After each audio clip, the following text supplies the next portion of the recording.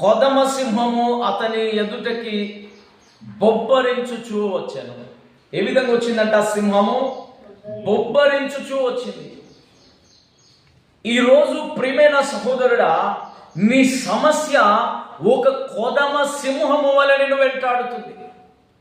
నీ ఆర్థిక ఇబ్బందులు, అప్పులు, అనారోగ్య పరిస్థితులు ఒక కొదమ సింహము వలె నిన్ను వెంటాడుతున్నాయి. అవి ఎంతగానో నిన్ను భయపెడుతున్నాయి, నిన్ను పరిగెత్తేలా చేస్తున్నాయి, నీ జీవితాన్ని అతలాకుతలం చేస్తా ఉన్నాయి. సమాధానము లేకుండా, నెమ్మది లేకుండా, ఆరోగ్యము లేకుండా, ఆనందము లేకుండా నీ పరిస్థితులను అపవాది అనబడిన కొదమ సింహము నిన్ను వెంటాడుతూ ఉన్నాడు. తన తల్లిదండ్రులతో ప్రయాణమై వెళ్తున్నాడు. సంసోను తిమ్నాతు ద్రాక్ష తోటల వరకు వచ్చినప్పుడంట సింహము ఎదురుపడింది. ఈరోజు అప్పులు, ఆర్థిక ఇబ్బందులు, అనారోగ్యము ఒక సింహము వలె నిన్ను వెంటాడుతున్నాయి. భయపడుతూ పరిగెత్తుతున్నావు. అపవాది పేతురు రాసిన మొదటి పత్రిక 5వ అధ్యాయం 8వ వచనములో ఎవరిని మృంగుదునా అని గర్జించు సింహము వలె. చదువుదామా ఒకసారి ఆ మాటను? మొదటి పేతురు రాసిన పత్రిక 5వ అధ్యాయము 8వ వచనం. నిబ్బరమైన బుద్ధి గలవారై మెలకువగా ఉండుడి, మీ విరోధి అయిన అపవాది గర్జించు సింహము వలె ఎవరిని మృంగుదునా అని వెదకుచు తిరుగుచున్నాడు. అపవాది సింహము వలె నిన్ను వెంబడిస్తున్నాడు, నిన్ను మింగివేయాలని చూస్తున్నాడు, నిన్ను అణిచివేయాలని చూస్తున్నాడు. నువ్వు అంతరించిపోవాలి, ఈ లోకములో నశించిపోవాలి, ఈ లోకములో నువ్వు బ్రతకకూడదు అని అపవాది ఏం చేస్తున్నాడంటే అప్పుల రూపములో, అనారోగ్య రూపములో వాడు పరిగెత్తుతున్నాడు నీ యొద్దకి. నిన్ను పరిగెత్తుచూ ఉన్నాడు. వాడు నీ యొద్దకు వచ్చి నిన్ను పరిగెత్తుచున్నాడు. గర్జించు సింహము వలె అపవాది నీ యొద్దకు వచ్చాడు. ఈరోజు అనారోగ్యాన్ని పట్టుకొచ్చాడు, అప్పులను పట్టుకొచ్చాడు, అసమాధానాన్ని పట్టుకొచ్చాడు. ఈరోజు వాడు బొబ్బరించుచు గర్జించుచు ఉన్నాడు. ఈరోజు నా దేవుడు నీతో మాట్లాడుతున్నాడు. ప్రియమైన సహోదరుడా, సహోదరి, ఆత్మ దేవుడు నిన్ను ప్రేరేపిస్తున్నాడు. ఇది ఆత్మ ద్వారా సాధ్యం. వాణ్ణి జయించాలంటే నీ శక్తి సరిపోదు, నీ బలము సరిపోదు. వాణ్ణి జయించాలంటే ఆత్మ శక్తి కావాలి, ఆత్మ బలము కావాలి, దేవుని అభిషేకము కావాలి, దేవుని శక్తి కావాలి. అప్పుడే నువ్వు అపవాదిని ఎదుర్కోగలుగుతావు. సింహము వలె వచ్చిన అపవాదిని నీవు ఎదుర్కోగలుగుతావు. చూడండి ప్రియమైన సహోదరి, సహోదరుడా, కీర్తనల గ్రంథము 91వ కీర్తన 13వ వచనం చదవండి ఒకసారి. 91వ కీర్తన 13వ వచనం. నీవు కొదమ సింహములను, నీవు సింహములను, నాగుపాములను త్రొక్కేదవు, కొదమ సింహములను, భుజంగములను అనగదొక్కేదవు. ఆమేన్. నా దేవుడు ఆత్మ ద్వారా నీతో ఏం చేయించబోతున్నాడంట? నీవు సింహములను, నాగుపాములను తొక్కేదవు. తొక్కుతావు యేసు నామములో. ఎంతటి సమస్య వచ్చినా, ఎంతటి అనారోగ్యము వచ్చినా, ఏ పరిస్థితి నిన్ను ఆవరించినా, ఏ స్థితిగతులు నిన్ను వెంబడిస్తున్నా, ఇదిగో ఈ రోజు, ఈ వేళ నీవు తొక్కాలి అపవాదిని. ఆమేన్. మీకు ఒక విషయం తెలుసా? అపవాది గాడికి శిరస్సు లేదు. ఎందుకు శిరస్సు లేదంటే యేసుక్రీస్తు ప్రభు వారు సిలువలో త్యాగమయ్యేటప్పుడంట తన పాదములతో వాని శిరస్సును తొక్కాడు. వాడు మొండెంతోనే తిరుగుతున్నాడు, వాడు నిన్ను భయపెడుతున్నాడు, బలహీనపరుస్తున్నాడు, దుఃఖపరుస్తున్నాడు. వాని శిరస్సును యేసుక్రీస్తు ప్రభువారు 2026 సంవత్సరాల కిందట తొక్కివేశాడు అంతే. ఆమేన్. ఈరోజు నా దేవుడు అంటున్నాడు, లూకా సువార్త 10వ అధ్యాయం 19వ వచనం. ఇదిగో పాములను తేళ్లను తొక్కుటకు శత్రు బలమంతటి మీదను మీకు అధికారమును అనుగ్రహించి ఉన్నాను, ఏదియు మీకంత మాత్రము హాని చెయ్యదు. ఆమేన్. గట్టిగా చప్పట్లు కొట్టండి. ఏది నొక్కుతావు నీవు? పాములను, తేళ్లను, సింహములను, కదమ సింహములను, భుజంగములను అనగదొక్కుతావు యేసు నామములో. ఆమేన్. రోజు నీకు విజయం. ఈ రోజు అపవాది బొబ్బరించుచు భయపెడుతూ నీ యొద్దకు పరిగెత్తుచున్నాడా? అయితే నా దేవుడు నీతో మాట్లాడుతున్నాడు. ఇదిగో నీకు అధికారం ఇచ్చేశాను. ఏమిచ్చాడంట? అధికారం ఇచ్చేశాను బిడ్డ. ఈ అధికారాన్ని వినియోగించు, ఈ అభిషేకాన్ని వాడుకో. అపవాదిని జయించుటకు నిబ్బరమైన బుద్ధి కలిగి, ప్రార్థన కలిగి యేసు నామములో వాడిని బంధించంతే వాడు పారిపోతాడంతే. ఆమేన్. యాకోబు పత్రికలో ఉంటుంది 4:7 అపవాదిని ఎదిరించుడి, వాడు మీ ఎదురు నుండి పారిపోతాడు. ఏం చేయాలంట? మనము ఎదిరించాలి అపవాదిని. అనారోగ్యం రాగానే, బాధ రాగానే, ఇరుకు రాగానే, ఇబ్బంది రాగానే, సమస్యలు రాగానే కృంగిపోవద్దు. ఏమవద్దు? మనము కృంగిపోవద్దు, నిరుత్సాహపడద్దు, బలహీన పడిపోవద్దు, అధైర్యపడిపోవద్దు. ఇదిగో బలవంతుడైన దేవుడు చెప్తున్నాడు, అధికారం నీకు ఇచ్చాను బిడ్డ. ఆమేన్. నీకేమిచ్చాడంట? అధికారాన్ని ఇచ్చాడు.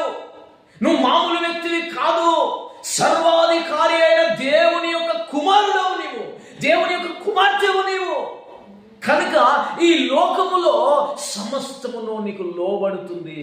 ఎందుకంటే మన పరమ తండ్రి, ఈ భూ ప్రపంచాన్ని సృష్టించిన సృష్టికర్త ఆ దేవుడు ఏం చేస్తున్నాడంటే అధికారాన్ని ఇస్తున్నాడు. ఆది కాండములో ఆదాముకు ఏమిచ్చాడండి? ఈ భూమి అంతటిని ఏలు. ఏం చెప్పాడంట? అధికారాన్ని ఇచ్చేస్తున్నాడు. ఆది కాండంలోనే, ఎక్కడో కాదు. నువ్వు లూకా సువార్త దాకా నూతన నిబంధనలోకి వచ్చావు. ప్రారంభంలోనే అధికారాన్ని ఇస్తున్నాడు. ఆదాముకి ఏం అధికారం ఇస్తున్నాడు? 1వ అధ్యాయము 28 దేవుడు వారిని ఆశీర్వదించను. ఎట్లనగా మీరు ఫలించి అభివృద్ధి పొంది విస్తరించి భూమిని నిండించి దానిని లోపరుచుకునండి. సముద్రపు చేపలను, ఆకాశ పక్షులను, భూమి మీద ప్రాకు జీవిని ఏలుడని దేవుడు వారితో చెప్పెను. ఆమేన్. ఈ భూ ప్రపంచాన్ని దేవుని తర్వాత ఏలే వ్యక్తి ఎవరు? భౌతికంగా కనపడే అధికారాలు మనుష్యుల మీద మాత్రమే గాని మన కనులకు కనపడని దురాత్మల ప్రభావాన్ని మనం ఎలబోతున్నాం. ఆమేన్. ఆకాశ మండలమందును వాయుమండలమందును ఉండబడిన ఎఫెసీ పత్రిక 6వ అధ్యాయంలో ఉంటుంది ఈ మాట. భయంకరమైన దురాత్మలు ఉన్నాయి. ఆ దురాత్మలను ఎదుర్కొనుటకు సర్వాంగ కవచమును ధరించుకోవాలి. ఆమేన్. మీరు శక్తి గలవారగునట్లుగా సమాధానకరమైన జోడులను, అంటే స్వార్థను మనము ప్రకటించాలి అని దేవుని వాక్యం సెలవిస్తుంది. ఈ లోకములో దేవుడు నీకేమిచ్చాడు? ఏలే అధికారం ఇచ్చాడు. అధికారం పాముల మీద, తేళ్ల మీద, దురాత్మల మీద, అపవాది మీద, చీకటి శక్తుల మీద, చేతబడి శక్తుల మీద నా దేవుడు నీకు అధికారం ఇచ్చాడు. నువ్వు భయపడనక్కర్లేదు. తొక్కు వేస్తున్నాములో. అది అప్పుల రూపంలో వస్తున్నాడా? అనారోగ్యం రూపంలో వస్తున్నాడా? బలహీనతలో వస్తున్నాడా? శత్రువుల ద్వారా వస్తున్నాడా? బంధువుల ద్వారా వస్తున్నాడా? ఏ రీతిగా వచ్చిన వాడు నువ్వేరా బాబాని గుర్తుపట్టి వాడిని తొక్కేయాలంతే. ఆమేన్. వాడు ఎందుకు వస్తాడు తెలుసా? మనల్ని నాశనం చేయడానికే వస్తాడు, మనల్ని బలహీనపరచడానికే వస్తాడు, మనల్ని నిరుత్సాహపరచడానికే వస్తాడు, మనల్ని కృంగదీయడానికే వస్తాడు. వాడు ఏమాత్రం బాగు చేయడానికి రాడు. యోహాను సువార్త 10వ అధ్యాయం 10వ వచనంలో ఏమంటుందంటే దొంగతనమును, హత్యయు, నాశనమునకు చేయడానికే వస్తాడు. ఎందుకు వస్తాడండి? యోహాను 10:10 చదవండి ఇప్పుడు. యోహాను సువార్త 10:10 దొంగతనమును, హత్యను, నాశనము చేయుటకు వచ్చును గాని మరి దేనికి నీ రాడు? గొర్రెలకు జీవము కలుగుటకును, అది సమృద్ధిగా కలుగుటకును నేను వచ్చి తినని మీతో నిశ్చయముగా చెప్తున్నాను. ఆమేన్. మీకు సమృద్ధినివ్వడానికి దేవుడు వచ్చాడు. నువ్వు అప్పులతో కొట్టుమిట్టలాడిపోవాలి, అనారోగ్యంతో నశించిపోవాలి, కృంగిపోవాలి, బలహీనపడాలి అని రాలేదు దేవుడు. నీకు సమృద్ధిని ఇవ్వడానికి వచ్చాడు. మీ పక్క వాళ్ళే చెప్పండి, ఏమని చెప్పండి? దేవుడు నాకు సమృద్ధిని ఇచ్చుచున్నాడు చెప్పండి. మళ్ళీ ఇప్పుడు చెప్పండి, ఏమని చెప్పండి? దేవుడు నీకు సమృద్ధిని ఇచ్చుచున్నాడు. నీకు మాత్రమే కాదు, పక్క వాళ్ళకు కూడా సమృద్ధిని ఇస్తున్నాడు. ఏమి ఇవ్వబోతున్నాడు దేవుడు? సమృద్ధిని ఇవ్వడానికి వస్తున్నాడు. ఆయన ఎందుకు వచ్చాడు? నీకు సమృద్ధిని ఇవ్వడానికి వచ్చాడు. ఆయన ఎందుకు వచ్చాడు? దారిద్ర్యాన్ని తొలగించడానికి వచ్చాడు. ఆయన ఎందుకు వచ్చాడు? శాపాన్ని తొలగించడానికి వచ్చాడు. ఆయన ఎందుకు వచ్చాడు? అనారోగ్యాన్ని తొలగించడానికి వచ్చాడు. ఆయన ఎందుకు వచ్చాడు? నీ పాపాలను విమోచించడానికి వచ్చాడు. ఆమేన్. నీకు సమృద్ధి అయిన జీవాన్ని ఇవ్వాలి, సమృద్ధిని ఇవ్వాలి. నువ్వు చేస్తున్న పనిలో, ఉద్యోగంలో, వ్యాపారంలో, దేని విషయంలోనైనా నా దేవుడు నీకు సమృద్ధి ఇవ్వబోతున్నాడు. ఈరోజు అపవాదిని నువ్వేం చేయాలి?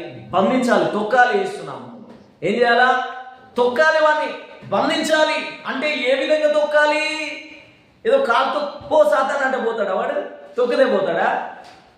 నిబ్బరమైన బుద్ధి కలిగి మెలకువగా ఉండి ప్రార్థన ద్వారా వానిని మనం ఎదిరించాలి.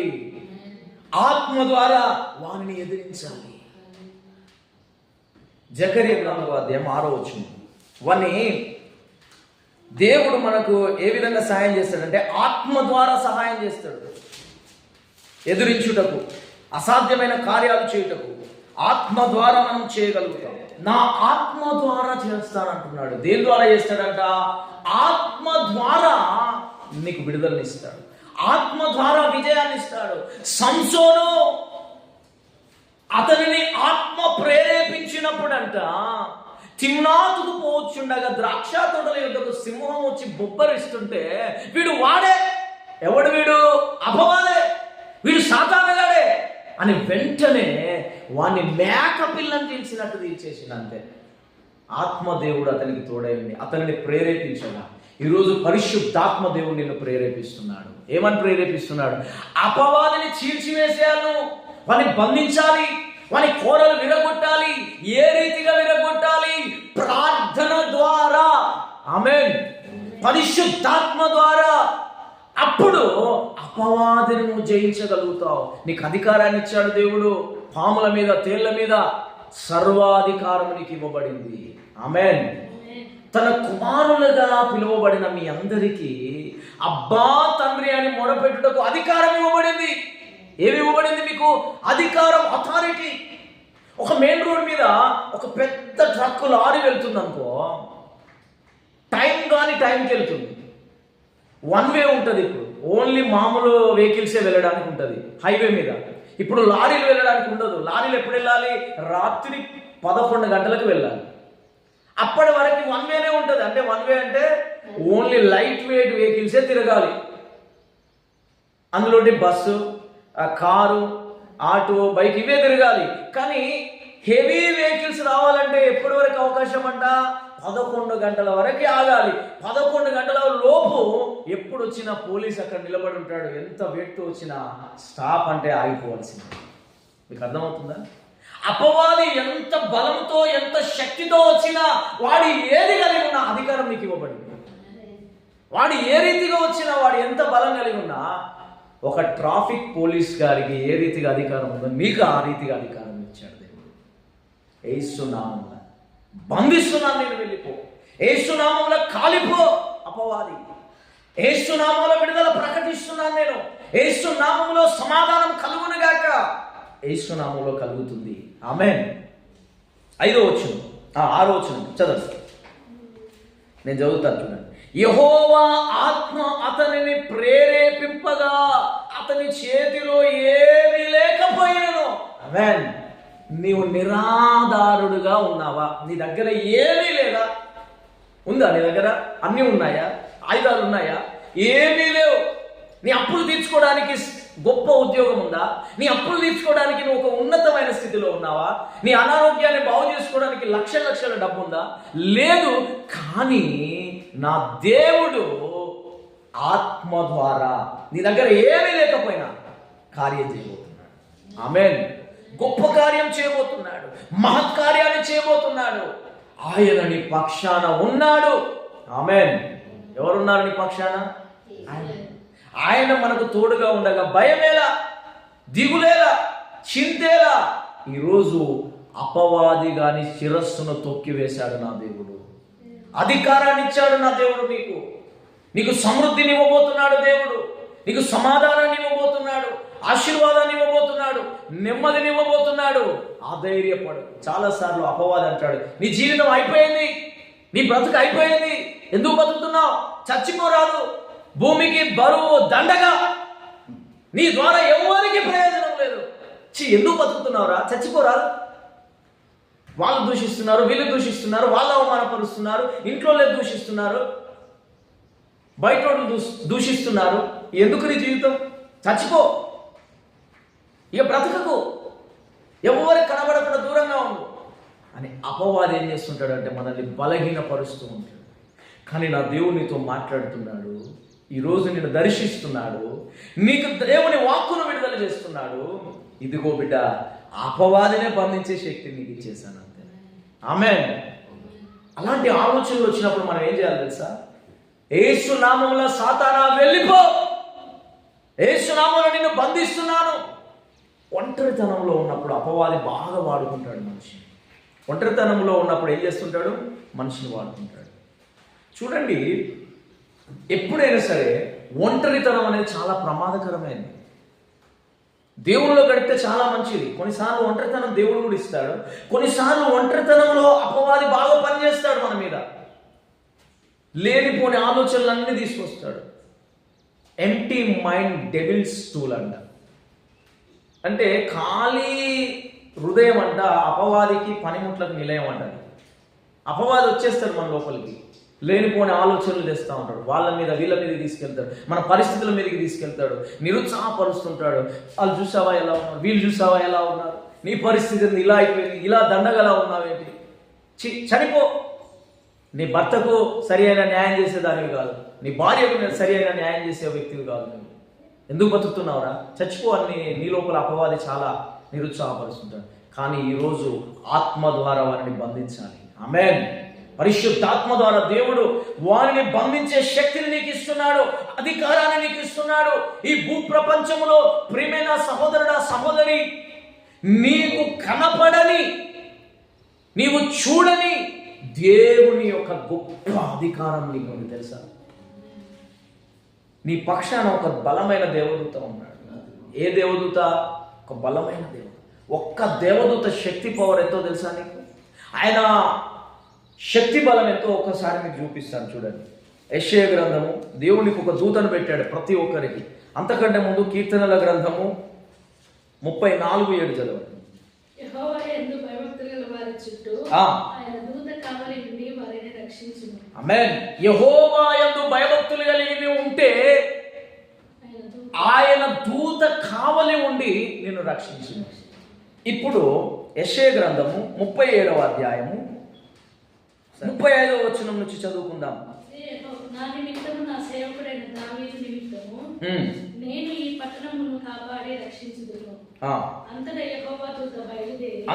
యెహోవా దూత బయలుదేరి అష్షూరు వారి దండుపేటలో 185,000 మందిని మొత్తెను.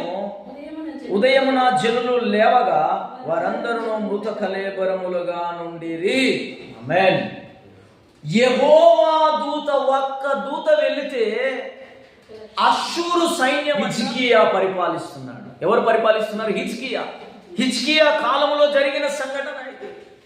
చూడండి ప్రియమైన దేవుని బిడ్డలారా, దేవుని వాక్యం సెలవిస్తా ఉంది, నువ్వు భయపడకయ్యా. 185,000 మందిని 185,000 మందిని మొత్తితే తెల్లారిపోయి ఈ ప్రజలు వెళ్ళి చూస్తున్నారంట. దేవుని బిడ్డలు, దావీదు ప్రజలు అక్కడికి వెళ్ళి చూస్తే 185,000 మంది మృత కళేబరంలో పడి ఉన్నారంట.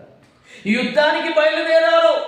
వీరి దగ్గర శక్తి సామర్థ్యం లేదు, ఆయుధాలు లేవు, వీరి సైన్యము తక్కువ, బలహీనంగా ఉన్నారు. కానీ దేవుడు దావీదుకు వాగ్దానం చేశాడు. దావీదుకు చేసిన వాగ్దానాన్ని బట్టి ఏం చేస్తున్నాడంట? 185,000 మంది సైన్యాన్ని, శత్రు సైన్యాన్ని, ఈ ప్రజలను, దేవుని బిడ్డలను హింసించడానికి వస్తుంటే దేవుడే ఒక్క దూతను పంపించి వాళ్ళందరినీ మొత్తం. యెహోవా యందు భయభక్తులు కలిగి నీవు ఉంటున్నావా, నీ పక్షాన ఆయన దూత కావలి ఉండబోతుంది. నేను చెప్పానా, వాక్యం చెప్పిందా? 34వ అధ్యాయం 7వ వచనం, యెహోవా యందు భయభక్తులు గల వారి చుట్టూ ఆయన దూత, యెహోవా దూత కాపలి. అంటే నీ అధికారం మామూలుగా, నీ పక్షాన ఎంత సెక్యూరిటీ ఉందంటే జెడ్ కేటగిరీ కంటే ఎక్కువ సెక్యూరిటీ. అది మామూలు విషయం కాదు. నువ్వు అధైర్యపడదు, నిరుత్సాహపడదు, ఆత్మహత్య చేసుకుంటా, చచ్చిపోతా, ఈ బలహీనమైన మాటలు మాట్లాడద్దు. నాకు అనారోగ్యం వచ్చింది, ఇక లేవలేను, అయిపోయింది, అప్పుల్లో కూరుకపోయినా, నో, నువ్వు లేస్తావు అంతే. ఇస్తున్నాను, నువ్వు అలయక సొలయక ఎగిరే పక్షిరాజు వల్ల నిన్ను యవ్వన బలంతో నింపుతాడు. ఆమేన్. దేవుని యందు ఆనందించు, దేవుని యందు భయభక్తులు కలిగి ఉండు, దేవునికి యథార్థంగా నువ్వు జీవితాన్ని సమర్పించుకో, దేవుని ఎదుట యథార్థంగా నువ్వు బ్రతకడానికి ప్రయత్నం చేయి. నీ పరిస్థితులన్నింటినీ తారుమారు చేస్తాడు. ఎక్కడి నుంచి పంపిస్తాడో తెలియదండి, ఎలా వస్తుందో తెలియదండి. ఆ రీతిగా దేవునికి అవసరతలు తీరుస్తాడు. నాకు బట్టలు వేసుకోవడానికి, అయితే స్కూల్లో నేను ఒక పాట పాడితే టీచర్ బాగా నచ్చి వాళ్ళ కొడుకు బట్టలు తీసుకొచ్చి ఇచ్చింది నాకు. అరే అనిల్, మా కొడుకు బట్టలు నేరా, కొన్ని కొత్త బట్టలు కూడా ఉన్నాయిరా, మీకు నేను తెచ్చిస్తానని చెప్పి తెచ్చిచ్చింది. బట్టలు లేవు కానీ ఎవరిని అడగలేము. అమ్మ ఏం చెప్పింది, దేవుడు ఎక్కడి నుంచైనా సాయం చేస్తాడు బిడ్డ, నువ్వు ప్రార్థన చేసుకో అంతే అని చెప్పింది. నిజంగా చెప్తున్నా. అయితే నేను దేవుడి మీద ఆధారపడ్డాను. ఒక డ్రెస్ మీద ఉంటే ఒక డ్రెస్ దండం మీద ఉండేది. ఆ సూది దారం కొనుక్కున్నా, బారానా అంటే ₹1.5 పావలా కలిపితే బారానకు దారం బెండ్ వచ్చింది, చారానకు సూది, 25 పైసలకి సూది. ఆ సూది దారంతో ఆ అంగిని పాయింట్ గుట్టుకుంటున్నా వేసుకుంటున్నా పోతున్నా. వెనకన్ని లైట్స్ అదే వేసుకోవడం, మళ్ళీ ఒక డ్రెస్ ఒంటి మీద ఉంటే దండం మీద ఉండడం, ఆ రీతిగా ఉన్నా. ఒక 25 సంవత్సరాల కింద తీసుకొని పోతున్నాను నేను. నా స్టోరీ కింద నేను హాస్టల్లో ఉన్నప్పుడు స్టోరీ చెప్తున్నాను నేను, 1st 2nd క్లాస్లో. అయితే అప్పుడు స్కూల్లో పాటలు పాడమంటే ఒక పాట పాడినందుకు టీచర్కి నచ్చి టీచర్ ఏం చేసింది, వాళ్ళ కొడుకు బట్టలు తీసుకొచ్చి నాకు ఇచ్చింది. అంటే దేవుడు నువ్వు ప్రార్థన చేస్తే ఎక్కడి నుండి పంపిస్తాడో, ఎట్లా వస్తుందో తెలియదు, ఇస్తాడు అంతే. ఎక్కడి నుంచి అయినా వస్తాయి. ఒక దైవజనుడు ఏం చేశాడంటే, సేవలోకి వచ్చిన ప్రారంభంలో విశ్వాస పరిచర్య, నాకు సబ్బు లేదు, నాకు బియ్యం లేదు, నాకు ఉప్పు లేదు అని పోయి అడుక్కునేటట్టు కాదు. దేవుడి మీద ఆధారపడాలి, దేవుడు ఇస్తే తినాలి, దేవుడు ఇవ్వకపోతే ఉపవాసం ఉండాలి, ప్రార్థన చేయాలి అంతే. అయితే ఆ రీతిగా దైవజనుడు అంట ఉపవాసం ఉండి 2 రోజులు అవుతుందంట. ఎన్ని రోజులు అవుతుందంట? 2 రోజులు అవుతుందంట. 2 రోజులు అయిపోతున్నా కానీ ప్రార్థన మాత్రం ఆపకుండా ప్రార్థన చేసుకుంటే దేవుడు అన్నాడంట, నువ్వు బయటికి పో అని చెప్పిండట. అంతే. ఏమన్నాడంట, నువ్వు బయటికి పో అని అన్నాడంట. సరే అని చెప్పి ఆ దైవజనుడు బయటికి వస్తే ఒక తాగుబోతు వచ్చి హేళన చేసుకుంటూ నవ్వుతున్నాడంట ఎదురుగా. ఎవరి ముందు? ఆ సేవకుని ముందు. హేళన చేసి ఏం చేస్తున్నాడు, నవ్వుతూ ఉన్నాడంట. నవ్వుతుంటే ఈ సేవకుడు ఏమనకుండా అలా సైలెంట్ ఉన్నాడు. అలా సైలెంట్గా ఉన్నావేంటి, ఇదిగా ₹100 తీసుకోపా అని చెప్పి ₹100 తీసి ఇచ్చిండంట. మిర్చీలు బజ్జీలు కొనుక్కున్న తీసుకొచ్చి ఆయన చేతిలో పెట్టినట్టే వెళ్ళిపోయిందంట. ఒక తాగుబోతు. దేవుడు ఎవరిని వాడుకుంటాడో తెలియదు. తాగుబోతు వచ్చి ₹100 పెట్టాడంట. ఆ మిర్చీలు బజ్జీలు తీసుకున్నాడంట, ఇంటికి తీసుకెళ్ళాలి, అది తీసుకొచ్చి ఆయన చేతిలో పెట్టి వెళ్ళిపోయాడంట. చక్కగా ₹100 అంటే ఆ దినాల్లో 1000-10,000తో సమానం. ₹100తో ఎన్నో కొనుక్కోవచ్చు. ఇప్పుడు రావులే, అప్పుడు వచ్చేది. తర్వాత ప్రభువా స్నానం చేద్దామంటే సోపు లేదు ప్రభువా, నేనేం చేయాలి ప్రభువా అని చెప్పి ప్రార్థన చేసుకుంటూ బాత్రూంలోకి విశ్వాసంతో వెళ్ళాడంట. బాత్రూంలో కూడా ప్రభువా నీళ్ళు ఇచ్చినందుకు వందనాలయ్యా అంటే కాకి ఒక సబ్బును ఎత్తుకొని వెళ్తూ ఆ సబ్బును వదిలేసి వెళ్ళిపోయిందంట. తెల్ల సబ్బు ఎత్తుకొని వెళ్తుందంట. తెల్ల సబ్బు తిందామనుకుంటే ఏమనుకుందా అది ఏమనుకుందా కానీ ఆ సబ్బు ఎత్తుకుంటూ వెళ్తూ ఆ బాత్రూమ్ దగ్గరనే వదిలేసి వెళ్ళిపోయిందంట పైనుంచి. వెంటనే దొరికి చూస్తే సోప్, అది కొత్తది కాదు, వాడిందే, సన్నగా ఉంది. ఆ సోప్ని ఎత్తుకొని వెళ్తుందంట. అది ప్రార్థన చేసుకొని చూసేవాడికి టప్ మన కింద పడదంట. పైకి చూసేవాడికి కాకి కావనుకుంటే వెళ్ళిపోతుందంట. దేవుడు ఏం చేశాడంట, కాకితో సప్పును పంపించిందంట. తాగుబోతుతో ఏం చేసిందంట, ₹100 ఇచ్చింది. తాగుబోతుతో ఆహారం పెట్టించిందంట. అసలు ఆయన ఎవరో తెలియదు. ఆయనకు విశ్వాసులు కావాలి కదా మరి, కానుకలు రావాలంటే. దేవుని యందు భయభక్తులు కలిగి ఉంటే ఎక్కడి నుంచి పంపిస్తుందో, ఎవరి ద్వారా ఇస్తాడో, ఎట్లా వస్తుందో నీకు తెలియదు. మన కనులకు అగోచరం, మన హృదయానికి, మన కనులకు అగోచరమైనవి ఆయన కార్యాలు. ఆమేన్. ఎక్కడి నుండి ఆయన పంపిస్తాడంటే, సింహము వలె పరిస్థితులు వచ్చినా, బొబ్బరిస్తున్నాయా, ఇబ్బంది పెడుతున్నారా, పీడిస్తున్నారా అప్పుల వాళ్ళు, లేకపోతే మీ బంధువులు దూషిస్తున్నారా, సింహం వలె బొబ్బరిస్తున్నారా, అయితే ధైర్యం కలిగి నిలబడు. ఏ విధంగా నిలబడు? ధైర్యం కలిగి. నిర్గమాకాండం 14వ అధ్యాయం 14 వచ్చింది. అందుకు మోషే భయపడకుడి, యెహోవా మీకు నేడు కలుగజేయు రక్షణను మీరు ఊరక నిలుచుండి చూడుడి. మీరు నేడు చూచిన ఐగుప్తీయులను ఇక మీదట మరి ఎన్నడూను చూడరు. ఆమేన్. ఐగుప్తీయులు అంటే అపవాది సంబంధులు, అపవాది దూతల వారు. ఐగుప్తులు ఏం చేస్తున్నారు? ఇజ్రాయేలు ప్రజల్ని వెంటాడుతున్నారు. ఎందుకు వెంటాడుతున్నారు? మీరు వాగ్దాన దేశంలోనికి ప్రయాణమై వెళ్తున్నారు. ఎక్కడి నుంచి? ఐగుప్తులో నుంచి బయటికి వెళ్ళారు. బయటికి వెళితే వెనక చూస్తే ఐగుప్తు సైన్యం, ముందు చూస్తే సముద్రం. ఎంత భయంకరమైన పరిస్థితి!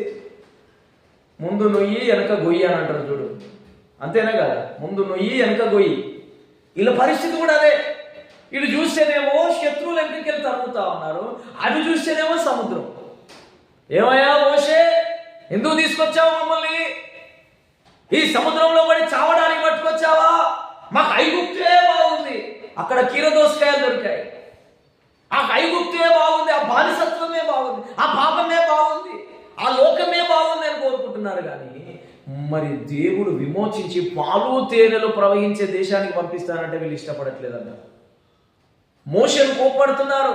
మోషే భయపడకుడి. మోషే చెప్తున్నాడు ఆ ప్రజలకు, భయపడకుడి, నేడు కలుగజేయు రక్షణను, యెహోవా కలుగజేయు రక్షణను మీరు చూడండి.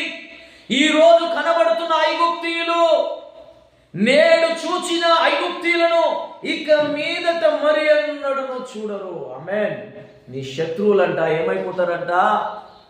ఏమైపోతారు? దేవుడు తొలగిస్తాడంట. కర్రను చాపయ్యా, కర్రను చాపాడంతే. సముద్రం 2 పాయలే, ఆరిన నేల అయిపోయింది. ఇటు గోడ కట్టింది, ఇటు గోడ కట్టింది, నేల ఆరిపోయింది. చక్కగా ఇజ్రాయేలు ప్రజలు అందులో నుంచి వెళ్తున్నారు. వెంటనే ఇదే దారిలో దూరి వీళ్ళని చంపేద్దామని చెప్పి ఐగుప్తీయులు పరిగెత్తుకొని వస్తున్నారు. వాళ్ళు వచ్చుచున్నా కొలది ఆ గోడలుగా కట్టిన నీళ్ళన్నీ ఏమైపోతున్నాయి? మూసుకొస్తా ఉన్నాయి. నేడు కనిపించిన ఐగుప్తీయులు ఇక మీదట కనపడదు అనగానే ప్రజలు విశ్వాసంతో వెళ్తున్నారు. వెళ్తూ ఉండగా 16 వచనం, నీవు నీ కర్రని ఎత్తి సముద్రమును చేయి చాపి దానిని పాయలు చేయము, అప్పుడు ఇజ్రాయేలు సముద్రం మధ్యలో ఆరిన నేల మీద నడిచిపోదురు. ఇదిగో నేనే ఐగుప్తుల హృదయములను కఠినపరచుదును, వారు వీరిని తరుముదురు. నేను ఫరో వలన, అతని సమస్త సేవలను, అతని రథముల వలన, అతని గుర్రపు రౌతుల వలన నాకు మహిమ తెచ్చుకొన్నును. ఆమేన్. దేవుడు ఏం చేశాడంట? వాళ్ళను మొత్తం సముద్రంలో అణిచివేశాడంతే. శత్రు సైన్యం అంతా అది ఎక్కడ అణిచివేశాడు? సముద్రంలో అణిచివేశాడు. గోడల లెక్క కట్టబడింది. 2 గోడలు కట్టబడ్డాయి నీళ్లకు అడ్డుగా. ఆరిన నేలొచ్చింది. ఇజ్రాయేలు ప్రజలు చక్కగా అందులోకి వెళ్తున్నారు. అక్కడికి పోయిన తర్వాత ఏంటి తెలుసా? అక్కడికి పోయిన తర్వాత కట్టని పురాలు వచ్చాయి. పాలు తేనెలు ప్రవహించే దేశం అది. మంచి ద్రాక్ష గెలలు దొరికాయి. ఆ దేశాన్ని వీళ్ళు స్వతంత్రించుకున్నారు. కానాను అనగా పాలు తేనెలు ప్రవహించే దేశానికి వెళ్ళారు. నీవు అనుకోవచ్చు, నా వల్ల అసాధ్యమే ప్రభువా, నేనేమి చేయలేను ప్రభువా. కొన్నిసార్లు దేవుడు ఏ విధంగా చేస్తాడంటే, నువ్వు ఏం చేయకపోయినా నీకు అసాధ్యమైన దేవుడు సాధ్యం చేసి చూపిస్తాడు. వీళ్ళు మళ్ళా అక్కడికి వెళ్ళి సాధ్యపరిచి ఇల్లు కట్టుకునే అంత స్తోమత లేదు, కానీ వారు కట్టని పురములను వారికి ఇచ్చాడంట దేవుడు. పాలు తేనెలు ప్రవహించే దేశాన్ని ఇచ్చాడు. మంచి శ్రేష్టమైన ఆహారాన్ని వారికి అనుగ్రహించాడు. ఎంత గొప్ప దేవుడు అని మన దేవుడు. నువ్వు దేవుని ఎదుట పెట్టుబడిగా నీ భక్తిని పెడితే, నీ విశ్వాసాన్ని పెడితే, నీ యథార్థ జీవితాన్ని పెడితే సింహాన్ని జయించేస్తావు, అపవాదిని జయించేస్తావు. అపవాది ఎవడు? కొదమ సింహం వాడు, నాగుపాము వంటి వాడు. నువ్వేం చేస్తావు? అనగదొక్కుతావు అంతే. వాడిని జయించుకుంటూ ముందుకెళ్తాం. శత్రువులు అందరినీ అణిచివేస్తాడు దేవుడు, అందరినీ తొలగిస్తాడు. నా దేవుడు నీకు తోడుగా నిలబడబోతున్నాడు. యుద్ధం యెహోవాదే. నీ అప్పుల పట్ల, నీ కుటుంబం పట్ల, నీ భవిష్యత్తు పట్ల, నీది ఏ పరిస్థితి అయినా నా దేవుడు ఏం చేయబోతున్నాడు, వాటన్నిటిని మార్చివేయబోతున్నాడు. ఆమేన్. విశ్వాసంతో ప్రకటించు. విశ్వాసంతో ప్రార్థన చేస్తే వర్షాలను కూడా దేవుడు ఇవ్వబోతుంది. భౌతికంగా కనపడే అధికారాల కంటే మించిన అధికారం ఇది. ఆమేన్. ఏలియా మన వంటి స్వభావము గలవాడే, మనుష్యుడే. వర్షింపకుండానట్లు ప్రార్థన చేస్తే 3.5 సంవత్సరాలు వర్షం రాలేదు. మళ్ళీ ఏలియా ప్రార్థన చేస్తే వర్షం వచ్చింది. ఇప్పుడు మీరు ప్రార్థన చేస్తే అద్భుతం జరుగుతుంది. మీరు ప్రార్థన చేస్తే గొప్ప కార్యాలు జరుగుతాయి. దేవా, వర్షాలను మాకు అనుగ్రహించు ప్రభువా, మా పాపాలు క్షమించు ప్రభువా. మన దేశమును స్వస్థపరుస్తాడు దేవుడు మన పాపాలను మనం ఒప్పుకుంటే. నా ప్రజలు తమ్మును తాము తగ్గించుకొని ఆయన ఎదుట ప్రార్థన చేస్తే దేవుడు దేశాన్ని స్వస్థపరుస్తాడు. చాలామంది హెచ్చించుకుంటున్నారు. ఈరోజు నా దేవుడు అంటున్నాడు, నీ పరిస్థితులను మారుస్తాడు. సింహము వలె వచ్చిందా, దేవుడు ఆత్మ ద్వారా నీకు సాధ్యం చేయబోతున్నాడు. దాన్ని జయించే శక్తిని ఇవ్వబోతున్నాడు. పరిశుద్ధాత్మ ద్వారా అపవాదిని జయించగలుగుతాం, అద్భుతాలు చేయగలుగుతాం, గొప్ప కార్యాలు పొందుకుంటాం. పాముల మీద, తేళ్ల మీద నీకు అధికారం ఇవ్వబడింది. ఈరోజు నువ్వు సాదాసీదా వ్యక్తివి కాదు. నీ పక్షాన ఒక బలమైన దేవదూత ఉన్నాడు. ఏ దేవదూత? యెహోవా దూత ఉన్నాడు నీ పక్షాన. 1,85,000 మందిని హతము చేయగలిగిన శక్తి ఆయనది. ఎంత శక్తి? 1,85,000 మందిని పోరాడగలిగిన, శత్రు సమూహంతో పోరాడగలిగిన శక్తి ఆయనకి ఇవ్వబడింది దూతకి. ఆ దూతను నీకు పెట్టాడు దేవుడు. నీకు అర్థమవుతుందా? నువ్వు మామూలు వ్యక్తివా కాదు. నిరుత్సాహపడదు, బలహీనపడద్దు. అపవాది ఏ రీతిగా వచ్చినా, అప్పుల రీతిగా వచ్చినా, అనారోగ్య పరిస్థితులు వచ్చినా, ఏది వచ్చినా నా దేవుడైతే నీకు సమృద్ధిని ఇవ్వడానికి వచ్చాడు. తప్పకుండా సమృద్ధి వస్తుంది, సమాధానం వస్తుంది, ఆశీర్వాదం వస్తుంది, దీవెన వస్తుంది. మనం ఈ పేదరికంలో, అప్పుల్లో, దరిద్రంలో ఉండడం దేవుని చిత్తము కాదు. కానీ కొన్నిసార్లు అది మనకు అనుమతించబడుతుంది. ఎందుకంటే మనం ఒక ఉన్నతమైన స్థితికి వెళ్ళినప్పుడు ఒక సాక్ష్యంగా ఉండుట కొరకే. దేవుని మహిమార్థమే అది కూడా. ఒక వ్యక్తి ఎందుకు ఇలా పుట్టాడంటే ఆయన మహిమార్థమే పుట్టాడు. వారి తల్లిదండ్రుల పాపం కాదు. మనుష్య కుమారుడు మహిమపరచబడాలి. ఆయన అద్భుతం చేస్తాడు, అనేక మంది రక్షణ పొందుతారు. ఈరోజు నీ పరిస్థితి ఇలా ఉందా? ఒకరోజు నీ జీవితంలో అద్భుతం జరుగుతుంది. అనేకులు ఎదుట నువ్వే చెప్తావు, నా దేవుడు అద్భుతం చేస్తాడు. చాలాసార్లు నా దేవుడు ఎవరో నాకు తెలియాలి. ఫస్ట్ నా దేవుడు ఎవరో నీకు తెలియాలి. నీ దేవుడు ఎవరో నీకు తెలియాలంటే నువ్వు ప్రార్థన చేయి. నీ దేవుడు ఎవరో నీకు తెలియాలంటే నువ్వు దేవుడు ఎదుట అడుగు. ఫస్ట్ నీ దేవుడు ఎవరో నీకు తెలియాలి. నా దేవుడు ఎవరో నాకు తెలుసు. నేను రుచి చూచి చెప్తున్నాను. దేవుని మనం రుచి చూచినప్పుడంట గొప్ప కార్యాలు చూడాలి. వాక్యము ఉండాలి, దేవుని ఆత్మ నడిపింపు ఉండాలి. ఇవి రెండు ఉంటే నీ జీవితం అద్భుతంగా ఉంటుంది. ఇలా ఏది తీసివేయడం లేదు. అక్షరం ఉండాలి, ఆత్మ ఉండాలి. ఈ రెండు ఉన్నప్పుడు అంట నువ్వు సక్సెస్ అయిపోతావు. ఈ మాటలు దేవుడు మన వెనుకల్లో దీవించి ఫలభరితం చేయను గాక. ఆమేన్.